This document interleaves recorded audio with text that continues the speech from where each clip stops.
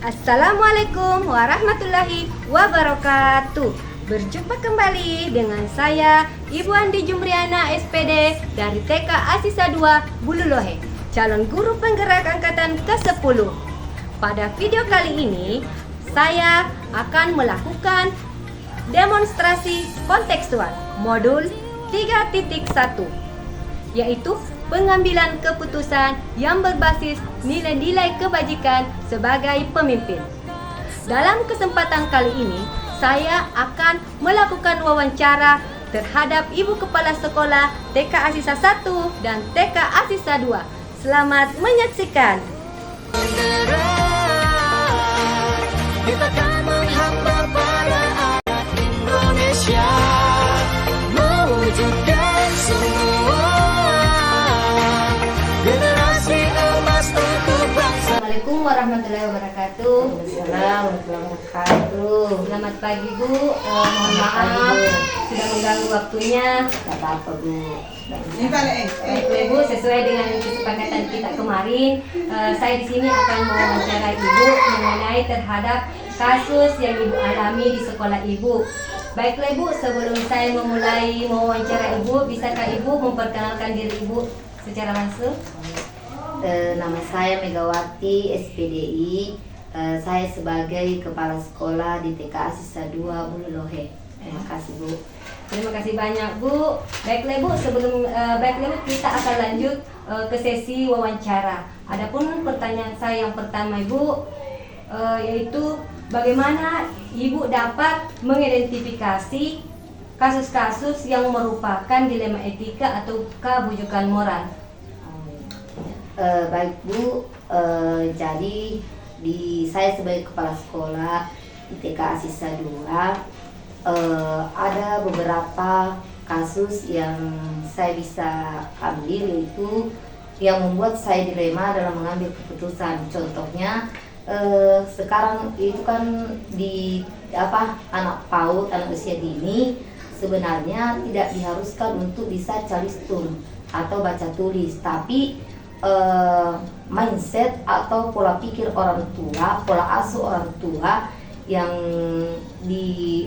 orang tua atau wali siswa saya kebanyakan pada umumnya dia mengharuskan atau selesai anaknya TK harus bisa baca tulis, padahal itu kan sangat bertentangan dengan pola asuh anak usia dini. Jadi itu menjadi dilema buat saya, apakah saya harus merubah mindset orang tua atau saya mengikuti. Tapi terus terang dengan sering berjalannya waktu, sedikit demi sedikit saya melakukan parenting di sekolah, dan alhamdulillah sedikit demi sedikit orang tua anak-anak sudah mulai paham bahwa TK itu tidak harus bisa calistung, tapi yang dikembangkan adalah sensorik motorik anak, emosionalnya seperti itu. Ya, seperti itu Bu. Oh, seperti itu ya Bu, dalam menghadapi dilema Ibu. Hmm. Baik Bu, pertanyaan yang kedua, selama ini bagaimana Ibu menjalani dalam pengambilan keputusan di sekolah Ibu, terutama untuk kasus-kasus di mana ada dua kepentingan yang sama, yang maksudnya sama-sama. Oh, maksudnya kasusnya di sini ada dua kasus tapi sama-sama penting, Ya, sama-sama seperti benar. tadi kasus yang Ibu ucapkan tadi itu calistung, Ya. atau misalnya terus yang satu kasusnya itu sama-sama, dia yang mana Ibu ambil dalam kebijakan Ibu? Yang jelasnya setiap keputusan yang saya harus ambil pasti saya musyawarahkan dengan teman-teman di sekolah, dengan ibu guru atau pihak-pihak yang terkait lah. Dan yang jelasnya setiap keputusan yang saya ambil harus semuanya berpusat pada kebutuhan peserta didik. Jadi yang mana yang mendesak, waktunya itu yang mungkin saya ambil dulu. Maksudnya yang mendesak lah, ya, yang dikedepankan, Ya, itu. yang maksudnya Ya, penting sekali yang ya. darurat, yang penting, yang paling urgent, dan Ah. harus melalui musyawarah dengan teman-teman, karena kita tidak boleh melihat dari satu sudut pandang, tapi kita harus melihat suatu masalah itu dari semua sisi. Ya, seperti itu. Ya, betul sekali Bu. Baik Bu, yang pertanyaan yang ketiga saya di sini yaitu langkah-langkah atau prosedur seperti apa yang Ibu bisa lakukan selama ini di sekolah Ibu? Maksudnya dalam hal apa? Prosedur itu yang tadi, langkah-langkahnya bagaimana Ibu lakukan? Oh, dalam Sehingga- mengambil keputusan Ya, dalam ya. mengambil Itu tadi Bu, keputusan. yang jelasnya saya pasti melakukan musyawarah dengan teman, dengan ibu guru, dengan komite kah, dengan orang tua dalam memutuskan suatu masalah. Karena pastikan saya itu tadi saya tidak boleh sesuai dengan keinginan saya, tapi melihat semua sisi. Dan yang jelasnya setiap apa yang saya putuskan semuanya harus berpusat pada peserta didik yang seperti itu. Baik sekali Bu. Di sini Bu ada pun pertanyaan saya yang keempat, yaitu pertanyaan selanjutnya, hal apa saja yang selama hidup Ibu anggap lebih efektif dalam pengambilan keputusan pada kasus dilema etika? Maksudnya yang lebih efektif, maksudnya yang Ibu anggap lebih inilah terhadap kasus Ibu terhadap dilema etika. Nah itu tadi Bu, itu tadi termasuk itu tadi masalah itu kasus masalah mindsetnya orang tua itu merupakan apa tadi yang Ibu pertanyaannya tadi yang kita inginkan, Yaitu yang langkah atau proses seperti apa, ataukah yang yang terakhir hal-hal apa saja, misalnya hal-hal apa saja yang selama ini yang Ibu anggap efektif, maksudnya anggap lebih benar atau dalam pengambilan keputusan Ibu lebih efektif. ya itu tadi mengenai masalah pola mindset pola orang tua, karena itu hal yang sangat urgent sekali. Karena saya tidak bisa, artinya saya sendiri yang punya pola asuh seperti ini, orang tua berbeda. Jadi itu hal yang sangat efektif bagi saya, bahwa saya harus bekerja sama dengan orang tua dalam segala hal. Yang itu masalah pola asuh yang paling penting, karena kita itu usia dini, pola asuh di sekolah harus disamakan dengan orang tua. Jadi itu adalah langkah yang efektif yang saya lakukan dalam proses Kerjasama. kerjasama dengan orang tua. Kolaborasi ya, Iya, Bu, antara orang tua dengan Iya, guru itu. iya, karena harus ada kolaborasi. Artinya harus persepsi, Harus sama. pemahaman saya dengan orang tua harus sama. Apa yang saya ketahui, pola asuh yang benar di sekolah dengan pola asuh orang tua di rumah. Oh, iya. Jadi saya harus saling kerja bersama. Jadi itu kan kalau kita kerjasama pasti kita mau capai tujuan tertentu. Ya tidak lain dan tak bukan, pasti kan mengoptimalkan perkembangan peserta didik kita. Makanya harus saling kerjasama. Tidak boleh orang tua A di sekolah B. Jadi semua harus sama persepsinya, sama pemahamannya, sama pola asuhnya. Ya, Bagus sekali Bu. Nah di sini ada pun pertanyaan saya yang kelima Ibu, hal apa saja yang selama ini merupakan tantangan dalam pengambilan keputusan terhadap kasus-kasus Ibu dilema etika? Kasus tantangannya Ibu. Maksudnya tantangan yang sangat Iya. berat. Yang selama ini Ibu alami dalam mengambil kasus dilema etika. Maksudnya tantangan Ibu dalam pengambilan keputusannya Ibu. Iya itu tadi, itu hal yang harus saya lakukan dan juga sebagai tantangan terberat, karena orang tua kan latar belakangnya dari dulu sudah pola pikirnya itu anaknya sekolah harus pintar baca tulis. Sementara kan aturan yang ada tidak seperti itu. Itu kan berlatar belakang berbeda, bertolak belakang sekali. Itu kan memang itu memang hal yang makanya saya angkat kasus itu, karena memang hal yang sangat membutuhkan energi dan memang tantangannya sangat besar. Karena pasti kan orang tua pemikirannya, oh kenapa seperti ini, padahal dari rumah dia bawa anaknya sudah ada mindsetnya, sudah ada harapannya ke depan, bahwa oh anak saya selesai di TK dia sudah pintar baca tulis, masuk di SD sudah lancar baca tulis. Nah, sedangkan di sekolah kita membelajarkan anak-anak melalui belajar dan bermain. Kenapa anak saya cuma bermain-main, padahal di balik permainan itu ada pembelajaran. Ya itu adalah tantangan yang sangat besar saya selama Menjadi kepala sekolah. Baiklah Ibu, di sini ada pertanyaan yang keenam, yaitu apakah Ibu memiliki sebuah tanggung jawab tertentu dalam sebuah penyelesaian kasus dilema etika? Apakah Ibu langsung menyelesaikan di tempat atau memiliki sebuah jadwal untuk menyelesaikan bentuk atau prosedur seperti apa yang Ibu jalankan? Ya kalau saya dalam pengambilan keputusan, saya lihat dulu kasusnya seperti apa. Kalau memang tidak membutuhkan waktu dan mendesak harus diselesaikan pada waktu itu, saya selesaikan. Tapi kalau kasusnya tidak begitu mendesak dan perlu pemikiran yang panjang, ya kita jadwalkan. dengan musyawarah tadi. Ya Bu, pertanyaan ketujuh yaitu adakah seorang atau faktor-faktor yang selama ini yang mempengaruhi atau membantu Ibu dalam pengambilan keputusan dalam kasus-kasus dilema etika? Tentu ada yang jelasnya bantuan dari kerjasama ibu guru,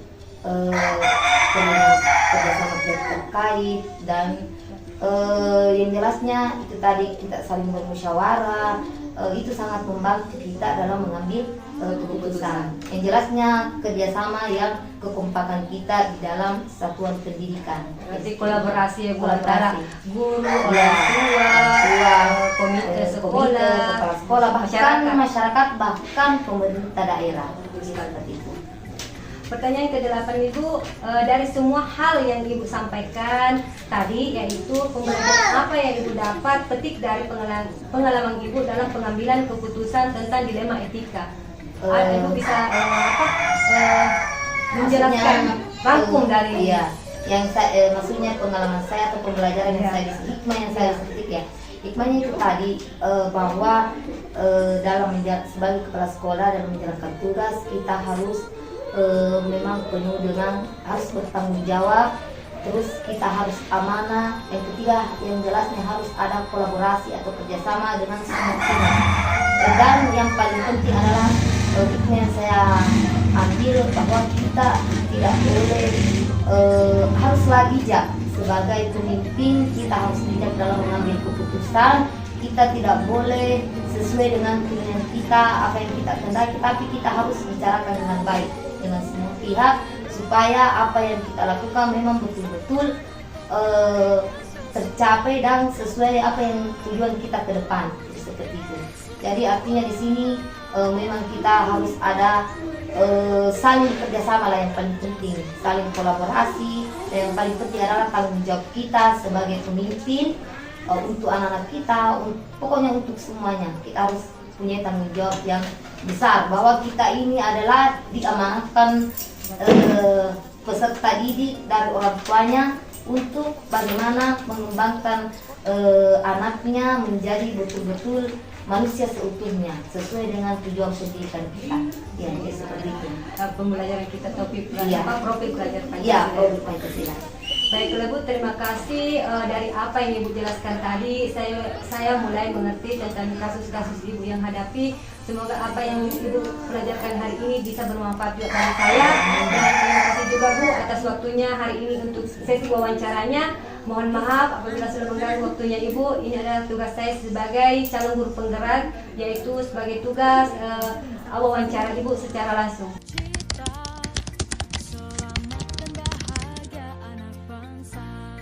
Assalamualaikum warahmatullahi wabarakatuh. Selamat pagi Bu Resti. Apa kabarnya hari ini?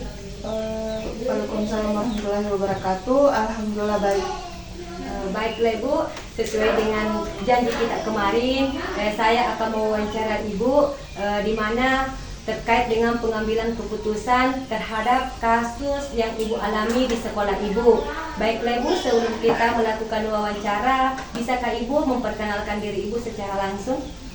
Baik, perkenalkan nama saya Resti Ahmad. Saya kepala sekolah dari TK Asisa. Baiklah Bu, kita lanjut. Terima kasih banyak Bu. Baiklah, kita akan lanjut ke sesi wawancara.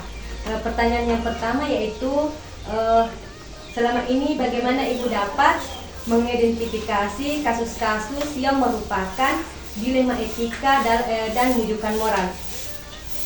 Dalam pengalaman saya selama menjabat menjadi kepala sekolah, setiap keputusan itu harus dikembalikan semuanya pada aturan yang ada. Terus setiap pengambilan keputusan saya selalu menjalin hubungan yang baik kepada guru-guru untuk memastikan bahwa keputusan tersebut benar-benar dipahami, karena selalu ada alasan di balik suatu kejadian. Baiklah, pertanyaan yang kedua. Selama ini bagaimana Ibu menjalankan mengambil keputusan di sekolah Ibu, terutama untuk kasus-kasus yang dimana dua keputusan penting yang sama-sama benar atau sama-sama mengandung nilai kebajikan. Silakan. Kalau saya merasa suatu pengambilan keputusan atau efektif apabila dilakukan dengan spontanitas, tergantung oleh objek permasalahan di lapangan. Terus saya sempat ngobrol dengan tim manajemen sekolah, jajaran Wakasek dan guru-guru senior didengar pendapatnya supaya ada keputusan bersama. Gitu ya Bu. Baiklah Bu, yang pertanyaan yang ketiga, langkah-langkah atau prosedur seperti apa yang Ibu berikan terkait pengalaman Ibu selama ini? Pertama yang saya akan ambil yaitu saya mencari informasi terlebih dahulu. Lalu saya akan ke lapangan, turun langsung untuk wawancara dan wawancara di berbagai pihak. Terus saya menganalisis untuk mengambil keputusan yang terbaik. Begitu ya Bu.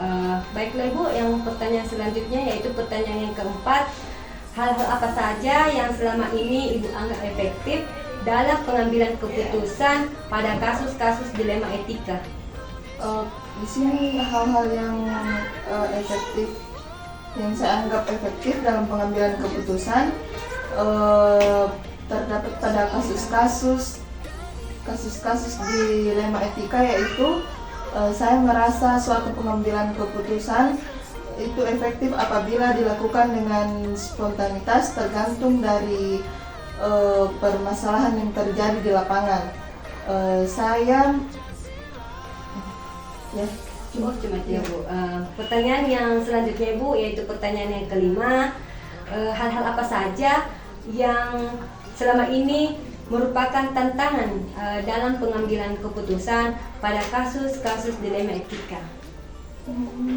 Hal-hal yang selama ini merupakan tantangan dalam pengambilan keputusan pada kasus dilema etika, yaitu apabila keputusan yang saya ambil itu ada yang keberatan atau tersakiti.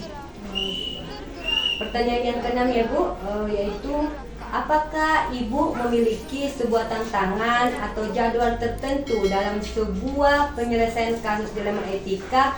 Apakah Ibu langsung menyelesaikan di tempat ataukah memiliki jadwal tertentu dalam menyelesaikan permasalahan Ibu tersebut? Tidak ada jadwal tertentu. Pokoknya apabila ada kasus yang terjadi dan apabila bisa diselesaikan dengan secepatnya, diselesaikan secepatnya. Gitu ya Bu. Terus pertanyaan yang ketujuh Bu, adakah seseorang atau faktor yang selama ini mempermudah atau membantu Ibu dalam pengambilan keputusan dalam kasus-kasus dilema etika? Yang mempermudah atau membantu saya dalam pengambilan keputusan dalam kasus-kasus dilema etika yaitu warga sekolah dan saya sendiri. Gitu ya Bu. Baiklah Bu, pertanyaan yang ke-8. Dari semua hal yang telah Ibu sampaikan, pembelajaran apa yang Ibu dapat petik dari pengalaman Ibu dalam pengambilan keputusan terhadap dilema etika? Pengalaman saya yang dapat saya petik dari pengambilan keputusan dilema etika yaitu kita sebagai pemimpin harus mengambil keputusan dengan musyawarah. Gitu ya Bu. Baiklah Bu, terima kasih banyak Bu atas waktunya hari ini, di mana Ibu telah bersiap untuk diwawancarai terhadap saya. Apabila ada kata-kata yang telah tidak sesuai dengan Ibu, mohon maaf Ibu. Ini adalah tugas saya sebagai CGP untuk mewawancarai Ibu secara langsung. Ya, terima kasih. Profil Pancasila.